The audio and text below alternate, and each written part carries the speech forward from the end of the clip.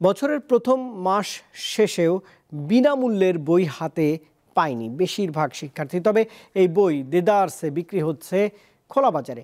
ঢাকার বাংলা বাজারের একটি গোডাউন থেকে এমন 10,000 বই জব্দ করেছে গোয়েন্দা পুলিশ। এই ঘটনায় আটক করা হয়েছে দুজনকে।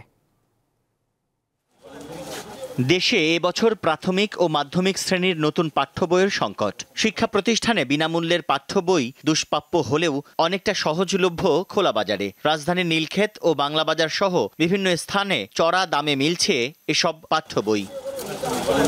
অবৈধভাবে এই বই বিক্রি চক্রের 2 সদস্যকে গ্রেপ্তার করেছে গোয়েন্দা পুলিশ। জব্দ করেছে 10,000 বই। বুধবার বিকেলে বাংলা বাজারের ইস্পাহানি গলির বইয়ের একটি গোডাউন থেকে জব্দ করা হয় প্রাথমিক ও মাধ্যমিক শ্রেণীর বিক্রয় নিষিদ্ধ এসব বই। 10,000 বিনামূল্যে বিতরণের সরকারি বই উদ্ধার করা হয়।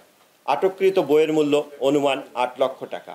খোলা বাজারে এই যে অসাধু চক্র তারা সেখানে জমা রেখে পরবর্তীতে তারা বিভিন্ন জায়গায় সেটা উচ্চ দরে বিক্রি করে থাকে। যাকে গ্রেপ্তার করা হয়েছে মূলত যার গোডাউন থেকে আনা হয়েছে তিনি 10 বছর পূর্বে একই কার্যক্রমে এর আগে একবার গ্রেপ্তার হয়েছিলেন। ঢাকা মহানগর পুলিশের মিডিয়া সেন্টারে আয়োজিত সংবাদ সম্মেলনে পুলিশ জানায়, বই বিক্রি চক্রের সাথে জাতীয় শিক্ষাক্রম ও পাঠ্যপুস্তক বোর্ড এনসিটিবি বা ছাপাখানার কেউ জড়িত রয়েছে কিনা খতিয়ে দেখা হচ্ছে।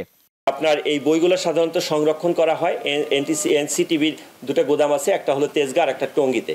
যদি কোনো বই থাকে সেই ক্ষেত্রে সেখানে সংরক্ষণ করা হয়, এর বাইরে সংরক্ষণের কোনো সুযোগ নেই। আর এটার সাথে অন্যান্যদের যে সংশ্লিষ্টতার যে বিষয়টা বললেন সেটা তদন্ত সাপেক্ষে যদি কারো সংশ্লিষ্টতা থাকে তারাও আইনের আওতায় আসবে। নীলক্ষেত সহ বিভিন্ন স্থানে এসব বিক্রয় নিষিদ্ধ বই পাওয়া গেলে ব্যবস্থা নেওয়ার হুঁশিয়ারি দেন তিনি। তানভীর খন্দকার, দীপ্ত সংবাদ, ঢাকা।